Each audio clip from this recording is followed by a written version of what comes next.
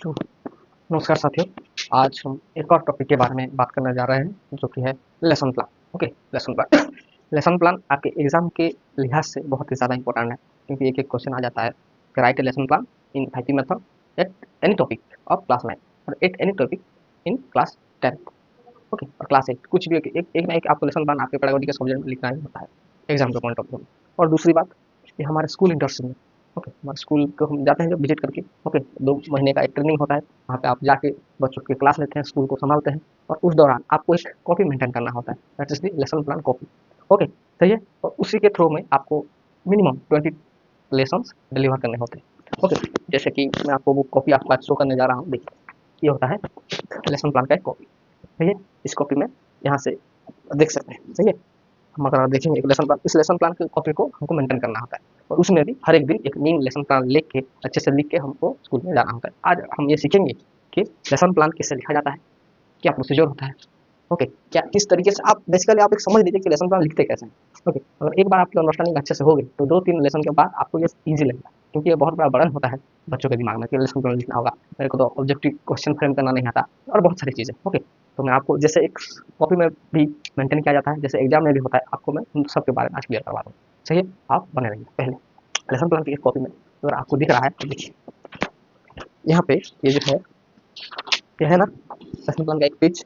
इसमें देखिए, इस साइड 2 गैप है, नीचे है और ऐसे। सही है, मैं इस तरीके से इसको बांट देता हूँ। देखिए, मान के चलिए ये आपका कॉपी है। सही है, तो यहाँ पे एक और यहाँ पे एक। ओके, और इस जगह पे हमको लिखना है, क्या लिखना है, पहला name of the school, name of the school, school का नाम रहेगा, आप किस क्लास को पढ़ा रहे हैं वो रहेगा। ओके, स्कूल, क्लास, पीरियड, किस पीरियड में आप जा रहे हैं, उस पीरियड का टाइम। ओके, उनका एज, आपका सब्जेक्ट और आपका टॉपिक। सही है, ये आपको वहाँ पे लिखना है, जिस भी स्कूल में आप पढ़ेंगे उस स्कूल, क्लास, कौन सा पीरियड आप जा रहे हैं, टाइम, एज और बच्चों का एज। सही है, और डेट, डेट रखना होगा ना, डेट, डेट और date, name of the school, class, period, time, age, subject and topic. ये तो आपको हो जाएगा, इसमें कुछ समझाने की बात नहीं है। सही है, this side teaching ads, teaching ads आप जो जो TLM, okay, teaching learning material लिए होंगे उस सब को बारे में इस पेज में लिखना होगा। सही है, ये 2 कॉलम क्लियर। नेक्स्ट है हमारा, यहाँ पे होता है general objective, the general objective, आप कौन से ऑब्जेक्टिव लेके स्कूल में जा रहे हैं ताकि क्या हो। ओके, पहला मैं जिस तरीके से लिख रहा हूँ आप उस तरीके से लिखिए, क्योंकि जनरल ऑब्जेक्टिव अप्रोक्सीमेटली सेम ही होते हैं। ओके, ताकि आपको हेल्प हो। सही है, to develop scientific thinking, to develop scientific, ये मैं मिटा दे रहा हूँ ताकि हमको जगह हो। सही है, आप लिख लेना, to develop scientific thinking among student, among student, student के अंदर साइंटिफिक थिंकिंग डेवलप हो उसके लिए, है ना। To enhance and relate science concept, to enhance and relate science concept in daily life situation, in daily life situation। सही है, दोनों क्लियर। पहला, to develop scientific thinking among student, student के अंदर साइंटिफिक थिंकिंग का विकास हो। दूसरा, to enhance and relate science concept in daily life situation. ठीक है, नंबर था टू डेवलप साइंटिफिक एटीट्यूड और temperament, attitude among learners, among learners. ठीक है, साइंटिफिक टेम्परामेंट, इंटरेस्ट, ये सब आ सकता है। Okay, develop and understanding of, develop and understanding of the scientific method, the scientific method, scientific method, develop and the interest and the understanding of the scientific method and nature of scientific inquiry, and nature of scientific inquiry। ठीक है, देखिए, ये हमारे general objective है बच्चों के लिए, to develop scientific thinking among the student, to enhance and relate science concept in daily life situation.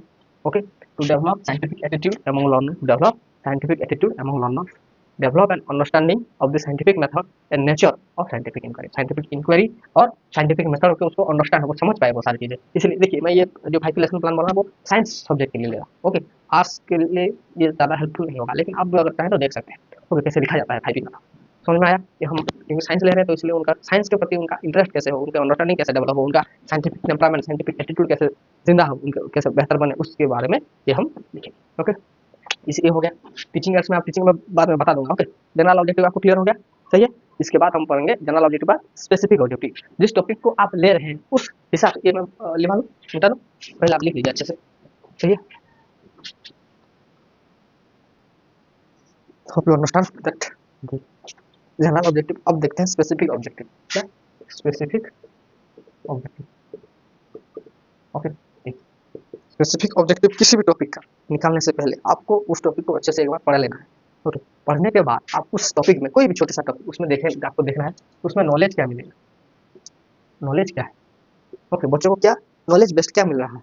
Okay, बच्चों की क्या अंडरस्टैंडिंग डेवलप हो रही है, understanding, knowledge, understanding. Okay, skill, बच्चों का क्या स्किल डेवलप हो रहा है, और उस टॉपिक का एप्लीकेशन, एप्लीकेशन क्या होगा इन फ्यूचर। ओके, हम देखेंगे ये चार topic, knowledge, understanding, skill and application. ये चार चीज को आपको ध्यान देना। ओके, नॉलेज में क्या है, अंडरस्टैंडिंग में क्या है, स्किल में क्या है, एप्लीकेशन। ये आपको कब समझ में आएगा, जब आप किसी चीज को, किस टॉपिक को पढ़ोगे अच्छे से। ओके, जिस भी टॉपिक का आप लेसन वाले उस टॉपिक में से नॉलेज का क्या होगा, क्या सीखेंगे, नॉलेज में क्या हो सकता है, अंडरस्टैंडिंग में क्या होता है, स्किल में क्या होगा, एप्लीकेशन में क्या होगा, ये आपको डिस्कस करना होगा। सही है, देखिए तो हम प्रोसीजर फॉलो करें। सही है, देखिए तो आपको लिखना है फिर स्पेसिफिक ऑब्जेक्टिव में नीचे वाले। Okay, after learning this topic, after learning this topic, इसको अंदर से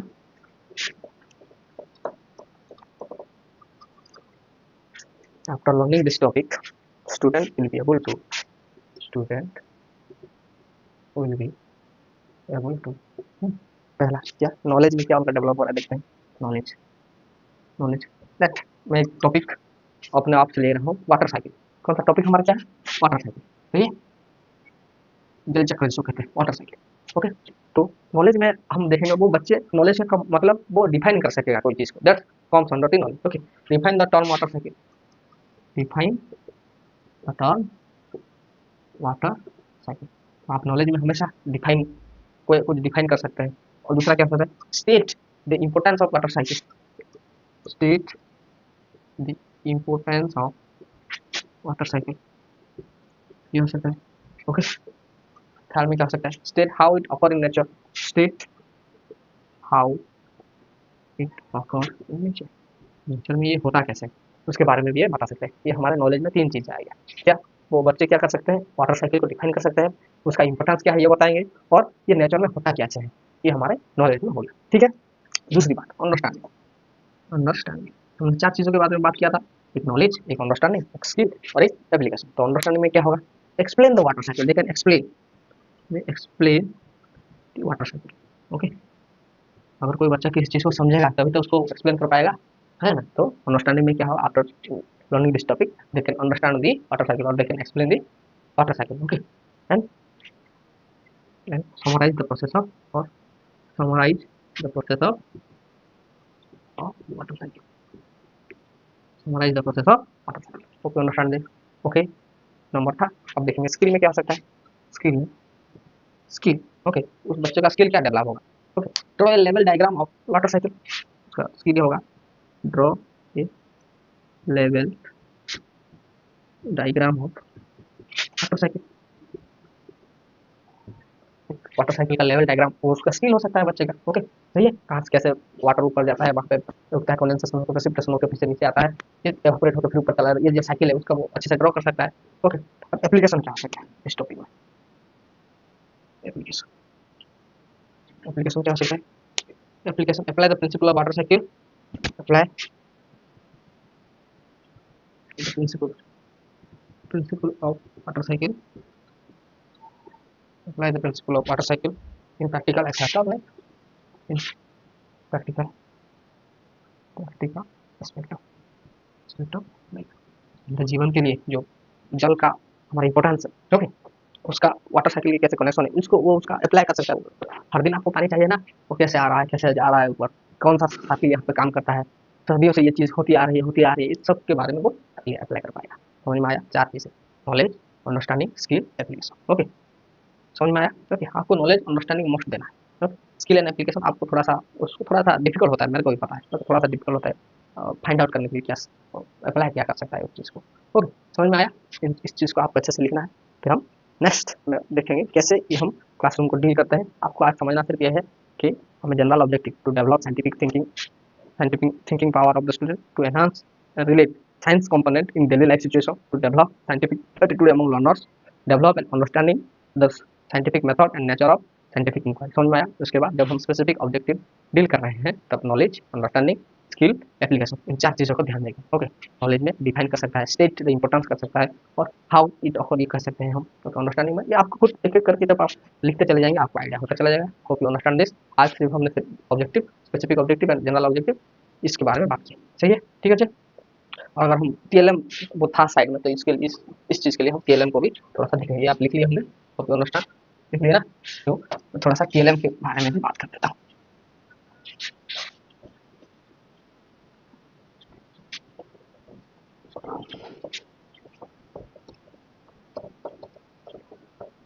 TLM, what is TLM first?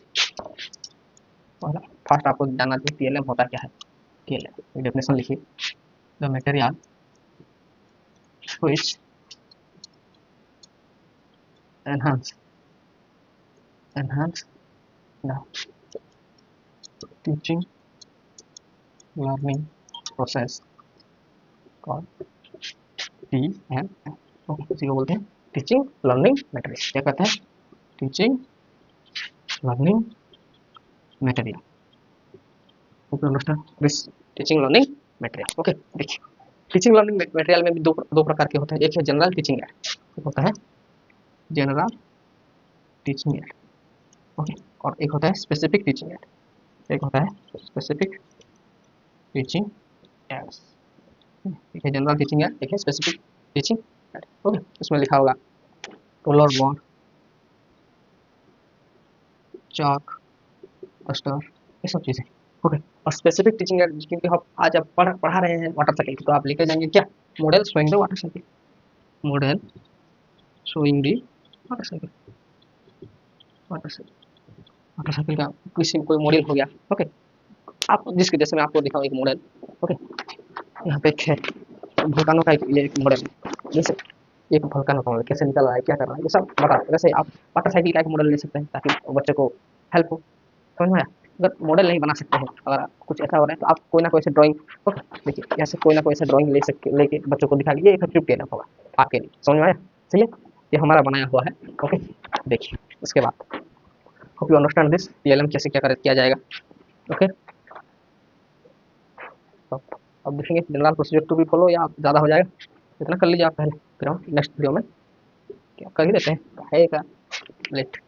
Okay, रुक जाइए, 10 मिनट तो हो गए, लेकिन फिर भी ओके, आप जल्दी जल्दी लिखेंगे तो हम खत्म कर देंगे और एक दो स्टेप आगे चले जाते हैं। ओके, आपको ये टीएलएम का क्लियर हुआ, आपका पहला पेज रेडी हो गया। आपको फिलअप करना है वो सारी चीज़ें, टीचिंग एड्स जो भी लिए हैं आप उसको दिखाना। ओके, जो टीएलएम आप ले रहे हैं जनरल ऑब्जेक्टिव उस टॉपिक के हिसाब से, आपका स्पेसिफिक ऑब्जेक्टिव, ये सब चीज़ें आपको क्लियर करके जाना है। ओके, उसके बाद फिर हम देखेंगे जनरल प्रोसीजर टू भी फॉलो। उसके बाद क्या करना है? जनरल प्रोसीजर टू भी फॉलो, जनरल प्रोसीजर टू भी फॉलो। इस प्रोसेस से किस तरीके से हम क्लासरूम में डील करेंगे उसको हम लिखेंगे। ओके, आप अच्छे से करेंगे, लेकिन आपको तो लिखना पड़ेगा ना in words how to you deal your classroom. The teacher should enter the classroom, लिख रहा हूँ आप मेरे साथ साथ लिखिए, the teacher should enter the classroom, teacher should enter the classroom in time with proper teaching learning material, with proper teaching learning material, सारी teaching learning material के साथ इन टाइम टीचर क्लास के अंदर जाएगा। And say good morning to the all the students, and say good morning to all the student, और बच्चों को good morning कहेंगे सर आके बाद। Okay, the teacher should overlook the classroom situation, the teacher should overlook the classroom situation and overlook the classroom situation and discipline, okay, पहले classroom के situation देखेंगे, बच्चों को अच्छे से बिठाएंगे, ओके, उनको डिसिप्लिन में लाएंगे और अपना टीचिंग स्टार्ट करेंगे and start the teaching process. Okay, समझ में आया? ये तो हमारा जनरल प्रोसीजर था। अब हम पढ़ेंगे किस तरीके से, हमारा टीचिंग का प्रोसीजर कैसे होगा। ओके, उसको देखेंगे। क्या आप लिख लेना, समझ में आया? देखिए, ये हमारा जनरल प्रोसीजर, ये आपको हमेशा से इस तरीके से इन टाइम स्कूल में जाना होगा with all your TLF and saying good morning और anything, okay, to the class and observe the classroom condition, the classroom discipline and start your lesson. Okay, तो टीचिंग प्रोसीजर क्या होगा, teaching procedure, इसके बाद ये सब आपको लिखना है। ओके, तो इसको ध्यान से समझिए अच्छे से। The teacher will teach today's lesson, the teacher, एक मेथड होता है ट्रेडिशनल, एक होता है 5P, ओके, और द कंस्ट्रक्टिव अप्रोच, आपको जिसमें आपको अच्छा लगे। मैं आज 5P बता रहा हूँ, एक और दिन ट्रेडिशनल बताऊंगा। ओके, देखिए, the teacher will teach will teach today's lesson. The teacher will teach today's lesson with constructive approach. With constructive approach. With constructive approach in 5P model. In 5P model. Okay, 5P model पता है ना आपको? इन 5 step, इन पांचों steps को आपको जाना है। पहला होता है एंगेज, सेकंड होता है एक्सप्लोर, थर्ड होता है एंगेज एक्सप्लोर एक्सप्लेन, फोर्थ होता है इलाबोरेट एंड फिफ्थ होता है इवैल्यूएशन। हम बच्चे को पहले एंगेज करेंगे, एक्सप्लोर करेंगे उस टॉपिक के बारे में, फिर उस टॉपिक को अच्छे से एक्सप्लेन करेंगे, समझाएंगे, उसके बाद उसके बारे में थोड़ा एलाबोरेट करके उनको बताएंगे और लास्ट में आपको इवैल्यूएट करना होता है। ओके, समझ में आया? ये होगा। ओके, इसके बाद क्या होगा? ओके, इसके बाद हम करेंगे ये आपके लिखने में आ रहा है, आपकी इसमें थोड़ा सा पढ़ेंगे। आपका ऑब्जेक्टिव क्या है, आपका जनरल ऑब्जेक्टिव, आपका स्पेसिफिक ऑब्जेक्टिव, आपका जनरल टीचिंग प्रोसीजर, आपका टीचिंग प्रोसीजर हो गया। फिर हम हमारा स्टार्ट करते हैं। ओके, आपको पता होगा इसके बाद आप लिखेंगे teacher will ask, okay, previous knowledge testing, उसके साइड में लिखना होता है ये। ओके, ये मैं लिखा दूँ? ओके, इन सबको ध्यानपूर्वक लिखते रहिए, तब आपको बहुत ये हेल्पफुल होगा। ओके,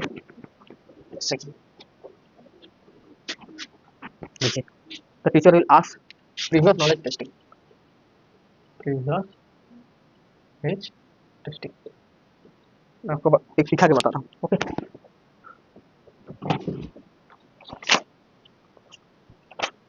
ओके, आपको किस स्टेज में जा रहे हैं ना, आपको एंगेज कर रहा है, तो यहाँ पर ये ओडिया में लिखा है, आपको समझना चाहिए। That is the previous knowledge testing. Okay, previous knowledge testing, तो लिख लेते हैं क्लास के बारे में। The teacher will ask some question, the teacher will ask some question to test the previous knowledge, to test the previous knowledge. आप पहले उनको क्या पढ़ाए थे उसके बारे में आपको क्लास टेस्ट लेना है। बच्चों को आप पूछ देंगे तो 2-4 क्वेश्चन, तो वो अलर्ट हो जाएंगे, वो पढ़ने के लिए रेडी हो जाएंगे। नहीं सर, आके क्वेश्चन पूछ रहे हैं मेरे को, है ना? Previous knowledge and divide the classroom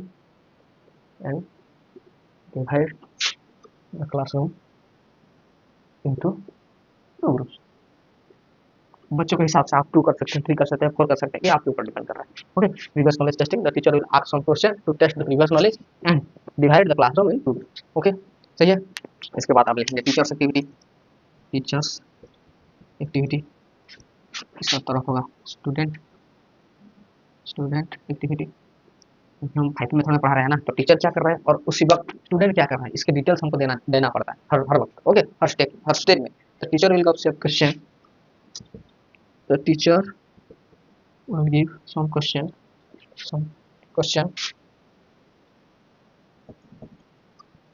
related to the topic। Okay, आपको उस टॉपिक में लेना है बच्चों को। Okay, topic for testing the student previous knowledge, for testing the student previous knowledge. Same लिखिए मैंने, फिर भी आपको देना होगा 1 2 3 ऐसे करके आपको क्वेश्चन पूछना है आपके टॉपिक से related. Okay, and the student will try to answer all the question